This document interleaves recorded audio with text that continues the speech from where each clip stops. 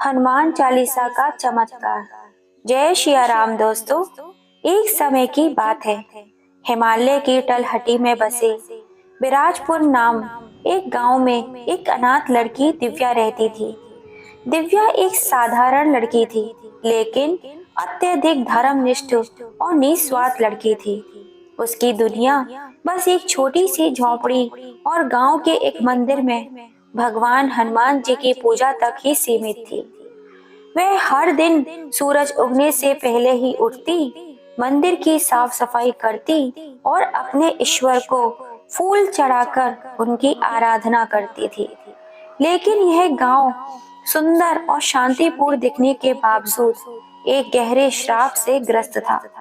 कहा जाता है कि सालों पहले गांव वालों के लालच और ईर्ष्या से आहत होकर एक तपस्वी ने गांव को श्राप दे दिया था। यहाँ कोई धन नहीं होगा, सोना समृद्धि कभी नहीं टिक पाएगी। अगर कोई यहाँ सोना लाने की कोशिश भी करेगा तो वे सोना पत्थर बन जाएगा।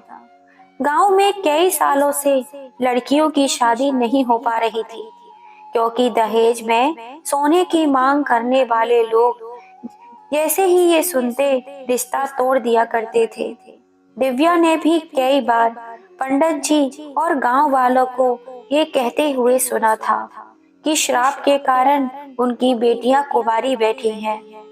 गांव के एक पंडित, जिनकी बेटी राधा भी विवाह योग्य थी, रोज भगवान हनुमान जी से प्रार्थना करते थे, हे हनुमान बाबा, इस गांव का श्राप समाप्त कर दीजिए, नहीं तो मेरी बेटी का विवाह कभी नहीं हो पाएगा। एक दिन जब एक संपन्न व्यापारी उनके घर रिश्ता लेकर आया तो उसने साफ कहा, हमारे यहाँ सोने के गहने देना परंपरा है, बिना सोने के यहाँ रिश्ता संभव नहीं होगा। पंडित ने बहुत समझाया, सेठ जी, हमारा गांव श्रापित है, यहाँ सोना पत्थर बन जाता है।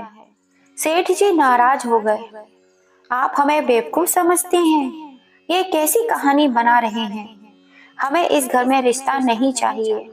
और वह रिश्ता वहीं खत्म करके वापस चले गए।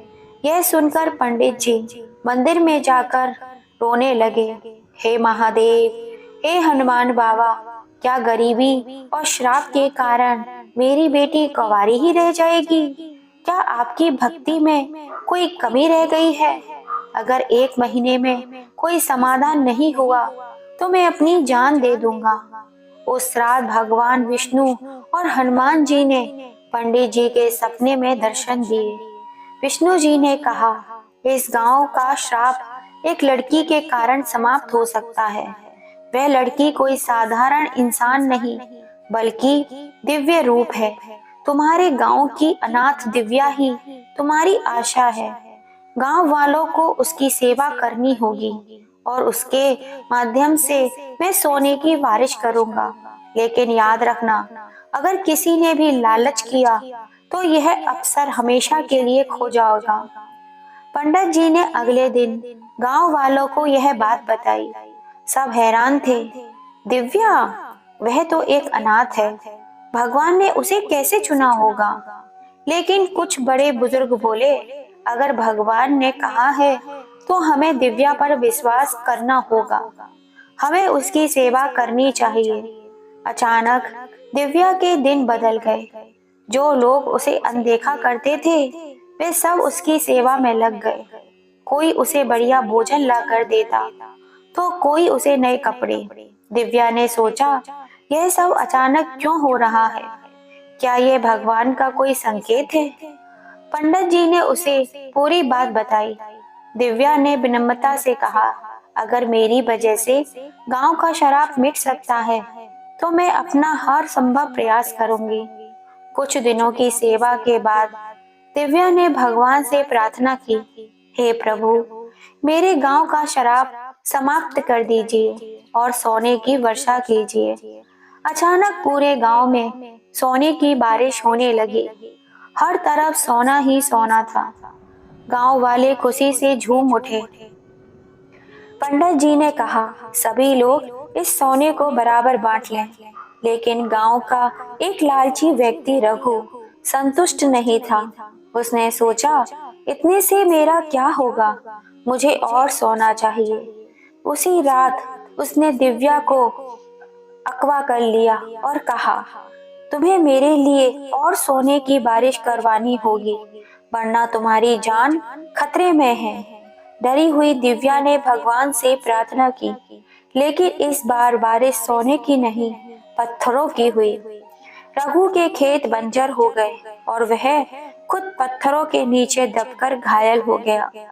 उसने रोते हुए माफी मांगी, मुझे माफ कर दो, मेरा लालच से सब कुछ बर्बाद हो गया। इस घटना के बाद पूरे गांव का सोना फिर से पत्थर में बन गया। पंडित जी ने कहा, भगवान ने हमें सिखाया है कि लालच का परिणाम हमेशा बुरा ही होता है। दिव्या ने पंडित जी से कहा, हमें फिर से भगवान की शरण में जाना होगा। पूरे गांव ने मिलकर लगातार 2 दिन तक हनुमान जी की आराधना की। नए साल के एक दिन भगवान ने अपनी कृपा से फिर से सोने की बारिश कर दी। इस बार गांव वालों ने ईमानदारी से सोने को बराबर बांटा। उस दिन के बाद गांव का श्राप हमेशा के लिए समाप्त हो गया। पंडित जी ने अपनी बेटी की शादी बड़ी ही धूमधाम से की। दिव्या को सबने अपनी बेटी माना और वह खुशहाल जीवन जीने लगी। हनुमान चालीसा के चमत्कार की दूसरी कहानी। जय सिया राम दोस्तों। गांव सिद्धपुर के पास एक घना जंगल था, जिसे लोग भूतिया जंगल भी कहा करते थे। गांव वालों का मानना था कि इस जंगल में भूत प्रेतों का वास है। रात के समय वहां से गुजरना तो दूर, दिन में भी लोग उस तरफ जाने से डरते थे। कई लोगों ने तो वहां अजीब अजीब घटनाओं के बारे में बताया था। गांव में ही एक युवक था जिसका नाम था विवेक। विवेक बहुत ही साहसी और निडर था। वह पढ़ाई के लिए पास के शहर में जाता था और गांव वालों के अंधविश्वासों पर ज्यादा विश्वास नहीं किया करता था। वह हमेशा कहता, भूत प्रेत जैसी कोई चीज नहीं होती, यह सब दिमाग की उपज होती है।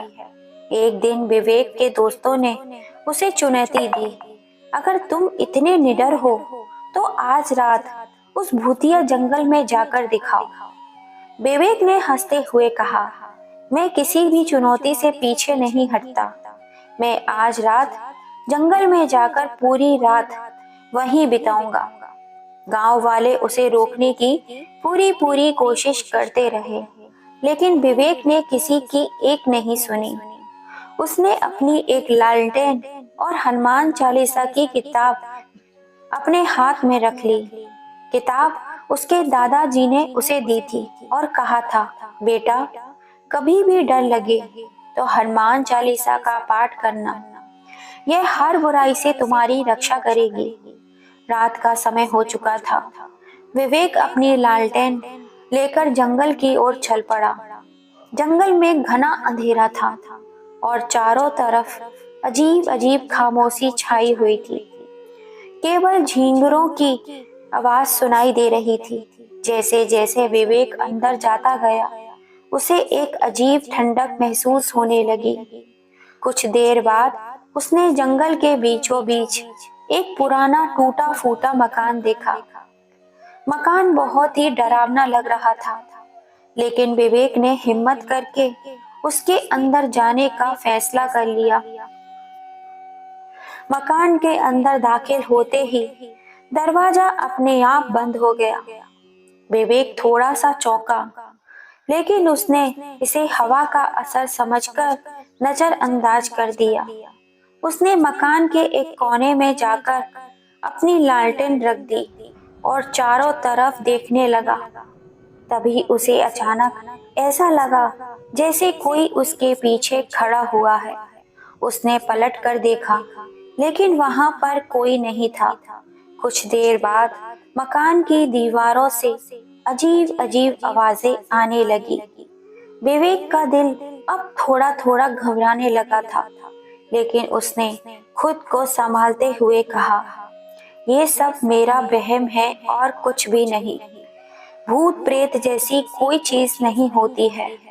जैसे ही रात गहराई, मकान के अंदर की घटनाएं और भी डरावनी होने लगी। खिड़कियां अपने आप जोर जोर से खुलने और बंद होने लगी। लालटेन की रोशनी भी धीमी होने लगी। तभी एक डरावनी छाया सामने प्रकट हुई और वह छाया धीरे धीरे इंसानी रूप ले रही थी। विवेक ने हिम्मत जुटाकर पूछा, तुम कौन हो? उस छाया में एक गहरी आवाज से कहा, यह मेरा घर है, यहाँ से तुरंत चले जाओ, नहीं तो तुम्हारा अंजाम बुरा होगा। विवेक अब अंदर ही अंदर डरने लगा था। उसे अपने दादाजी की कही हुई बातें याद आ रही थी। उसने तुरंत अपनी जेब से हनुमान चालीसा की किताब निकाली और तेज आवाज में हनुमान चालीसा पढ़ना शुरू कर दिया। जय हनुमान ज्ञान गुण सागर, जय कपीति लोक उजागर, राम दूत अतुल्य बल धामा, अंजनी पुत्र पवन सुत नामा। जैसे जैसे वे हनुमान चालीसा का पाठ करता गया, उस छाया का आकार छोटा होने लगा। मकान के अंदर की अजीब घटनाएं धीरे धीरे बंद होने लगी। लेकिन भूत ने गुस्से में कहा, तुम मुझे इतनी आसानी से हरा नहीं सकते। विवेक ने हिम्मत नहीं हारी और पाठ करता रहा। उसकी आवाज में अब आत्मविश्वास झलकने लगा था। जैसे ही उसने पूरी हनुमान चालीसा पढ़ी, भूत चोर की चीख मारते हुए गायब हो गया। मकान के अंदर का माहौल शांत हो गया। अगले दिन सुबह विवेक ने गांव लौटकर अपनी कहानी सबको सुनाई। गांव के बुजुर्गों ने बताया, उस मकान में एक आदमी की कई साल पहले हत्या कर दी गई थी। उसकी आत्मा तभी से वहां भटक रही थी। विवेक ने गांव वालों से कहा, हनुमान जी की कृपा और हनुमान चालीसा की शक्ति से मैंने उस भूत का सामना किया है। अगर हम भगवान पर विश्वास रखें तो कोई भी बुरी ताकत हमारा कुछ नहीं बिगाड़ सकती। हनुमान चालीसा केवल एक पाठ नहीं है, बल्कि विश्वास और साहस का प्रतीक है। जब हम सच्चे दिल से प्रार्थना करते हैं और अपने डर का सामना करते हैं, तो कोई भी शक्ति हमें नुकसान नहीं पहुंचा सकती। डर को भगाने के लिए भगवान के नाम पर विश्वास रखना जरूरी है। दोस्तों, क्या कभी आपने हनुमान चालीसा की शक्ति को महसूस किया है? किया है तो हमें कमेंट करके जरूर बताइएगा। और ये छोटी सी कहानी पसंद आई हो तो इसे ज्यादा से ज्यादा शेयर कीजिएगा, लाइक एंड सब्सक्राइब कीजिएगा। फिर मिलेंगे। जय श्री राम।